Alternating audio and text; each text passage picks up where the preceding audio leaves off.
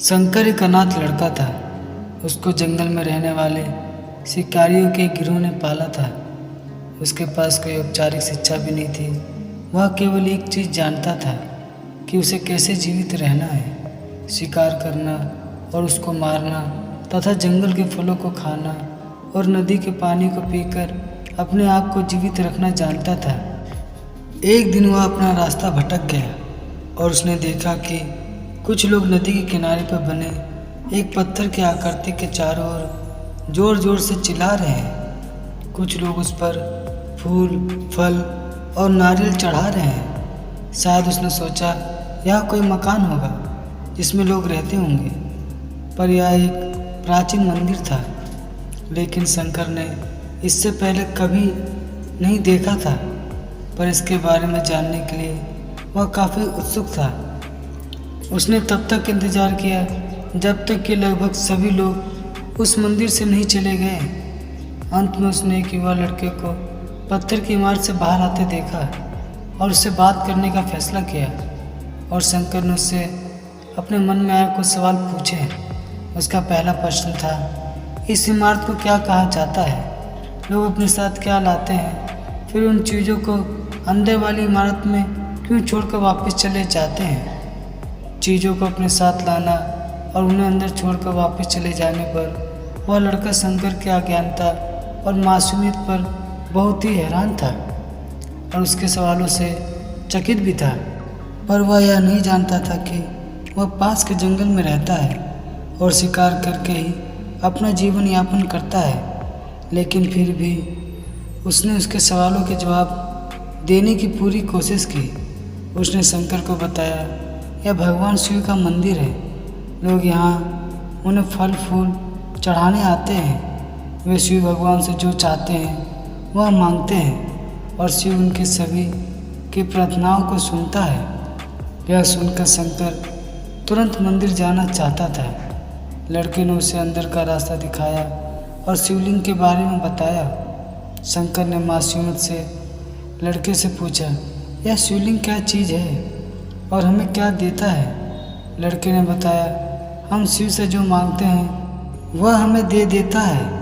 हम सब ऐसा मानते हैं। लड़के ने कहा, अब अंधेरा हो रहा है, अब मुझे घर जाना होगा। और वह शंकर को वहीं अकेला छोड़कर चला गया। शंकर ने झिझकते हुए मंदिर में प्रवेश किया। वह एक कोने में बैठ गया और सोचने लगा, एक पत्थर किसी को वह चीज़ कैसे दे सकता है जो वे चाहते हैं। इसलिए उसने इसका परीक्षण करने का फैसला किया और उसने पत्थर की प्रतिमा से कहा, हे शिव, कृपया मुझे प्राप्त शिकार करने दे ताकि मैं भूखा न रहूं। मेरे पास आपको चढ़ाने के लिए कोई फल फूल नहीं है, लेकिन यदि आप मुझे शिकार देते हैं तो मैं उससे आपके साथ साझा करूंगा। मैं वादा करता हूं कि मैं आपको धोखा नहीं दूंगा। उसने घोषणा कर दी। अगली सुबह शंकर शिकार करने गया। उसने पूरे दिन शिकार की तलाश की, लेकिन उसे कोई शिकार नहीं मिला। वह भूख से तिलमिला रहा था। वह काफ़ी निराश हो गया क्योंकि उसे कोई शिकार नहीं मिला। दोपहर हो चुकी थी। अब उसे लगने लगा कि मंदिर के लड़के ने उससे झूठ बोला था। फिर भी उसने शिकार जारी रखा। जैसे ही शाम हुई, उसने 2 खरगोश को अपने बिल से आते देखा। शंकर ने उन खरगोश को मार डाला, जो कि उसने शिव भगवान से वादा किया था कि वह अपने शिकार को साझा करेगा। वह मरे हुए खरगोश में से एक के साथ मंदिर चला गया। देर हो चुकी थी और मंदिर सुनसान था। शंकर ने मंदिर में प्रवेश किया और जोर से कहा, कृपया आओ और अपना हिस्सा ले लो। प्रभु, आपके लिए मैं लाया हूँ।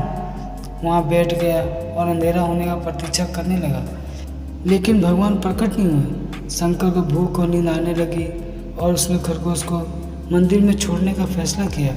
अगली सुबह जब लोग मंदिर पहुंचे तो उन्हें शिवलिंग के सामने मरा हुआ खरगोश मिला। भक्त बहुत परेशान थे। यह कौन लाया है? किसने हमारे मंदिर को अपवित्र करने की हिम्मत की? उन्होंने खरगोश को बाहर फेंक दिया। अगले दिन शंकर अपनी भूख मिटाने के लिए जंगल में शिकार करने गया, लेकिन इस बार उसकी किस्मत अच्छी नहीं थी और उसे शिकार भी नहीं मिला। उसने सोचा आज रात को मंदिर जाना चाहिए और शिव से पूछना चाहिए कि उनको खरगोश का भोजन कैसा लगा। शंकर यह पूछने के लिए मंदिर गया। जब वह मंदिर पहुंचा तो उसके आश्चर्य का कोई ठिकाना न रहा। उस रात मंदिर में लोगों की काफ़ी भीड़ थी। शिवरात्रि की रात थी, लेकिन अबोध शिकारी लड़के को इसके बारे में कुछ भी नहीं पता था। शंकर ने चारों ओर देखा और उस युवा लड़के को देखा जिसने उसको मंदिर के अंदर शिव से प्रार्थना करने के लिए कहा था। आसपास रहने की आदत नहीं थी। उसने वहीं रुकने का फैसला किया और पास के एक बेल के पेड़ पर चढ़ गया। यह एक लंबा इंतजार था और समय बिताने के लिए उसने पेड़ से पत्ते तोड़कर जमीन पर फेंकना शुरू किया। अज्ञातवश पेड़ के नीचे एक छोटा सा शिवलिंग था जिसकी पूजा लंबे समय से नहीं की गई थी। शंकर के द्वारा फेंके गए बेल के पत्ते उस शिवलिंग पर गिरे। शंकर भजनों से मंत्र मुग्ध हो गया और धीरे धीरे साथ गाना और पंचाक्षरी मंत्र का जाप करना शुरू कर दिया। रात भोर में बदल गई और सभी भक्त मंदिर से चले गए। शंकर पेड़ से उतरा और मंदिर में प्रवेश किया। उसने देखा कि शिवलिंग की आंखों पर लाल निशान थे। वे कुमकुम थे जो लोगों ने चढ़ाए थे, लेकिन शंकर को यकीन था कि शिव को उनकी आंखों में परेशानी हो रही है। उसने शिव की खेदजनक स्थिति के रूप में जो कुछ भी महसूस किया उसके लिए उसे बहुत दुख हुआ। वह उनकी मदद करना चाहता था। उसने सोचा शिव यहाँ अकेले रहते हैं और बीमार होने पर उनकी देखभाल करने वाला कोई नहीं। जब तक भक्त उनसे मिलने नहीं आते उन्हें भोजन भी नहीं मिलता है। शंकर ने एक रात पहले भक्तों को शिवलिंग पर जल चढ़ाते देखा था। प्रभु को ठंड लग रही होगी, शायद यह कांप रहे हैं। उसने सोचा आखिर वह केवल पत्तियों से ढके हुए हैं। उसने शिव से पूछा, मेरे स्वामी, मैं आपकी क्या मदद कर सकता हूँ? शायद कुछ खाना या दवा, मैं आपकी सेवा कर सकता हूँ। शिव ने उसे कोई उत्तर नहीं दिया।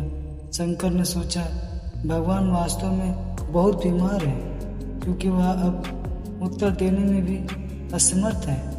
वह तुरंत जंगल में गया, कुछ औषधि जड़ी बूटियों को लाया और लाल निशान पर उनका लेप लगाया, लेकिन कुछ नहीं हुआ। उसने कहा, लगता है कि ये अंधे हो गए। मुझे प्रभु को अपनी एक आंख देनी चाहिए ताकि वह ठीक हो जाए। यह निश्चित रूप से उन्हें खुश कर देगा। उनका दिल पवित्र था। उसने वह शिव के हाथ में रखे त्रिशूल को उठाया और त्रिशूल को अपनी दाहिनी आंख की ओर ले गया और अपनी आंख को निकालने का प्रयत्न किया। शंकर अनपढ़ था। उसे मंत्रों या पूजा के उचित तरीकों का ज्ञान नहीं था, लेकिन उसकी भक्ति की कोई सीमा नहीं थी। जैसे वह अपनी आंख निकालने वाला था, शिव अपनी पत्नी पार्वती के साथ प्रकट हुए। उन्होंने पार्वती से कहा, इस भक्त शंकर ने अनजाने में शिवरात्रि पर उपवास किया, बेल के पत्तों से मेरी पूजा की और साबित किया कि इसका दिल बेदाग है। मैं अपने इस भक्त पर काफ़ी प्रसन्न हूँ। शिव भगवान ने शंकर से कहा, तुमने मुझे अपनी मासूमियत के कारण जीत लिया है। प्रभु ने मुस्कुराते हुए कहा, लोग मुझसे हर समय वादे करते हैं, लेकिन जैसे उन्हें वो मिल जाए जो उन्हें चाहिए वो उनको भूल जाते हैं। दूसरी ओर तुमने मेरे साथ एक सच्चे इंसान की तरह व्यवहार किया और यह वास्तव में बहुत दुर्लभ है। अब से तुम मेरे संसार में सबसे बड़े भक्त माने जाओगे और तुम्हारा नाम मेरे साथ जुड़ा रहेगा। तुम कई सदियों तक जीवित रहोगे। इस बात को कहकर भगवान शिव और माँ पार्वती अंतर्ध्यान हो गई। तभी से लोग शिव के साथ शंकर भी लगाने लगे।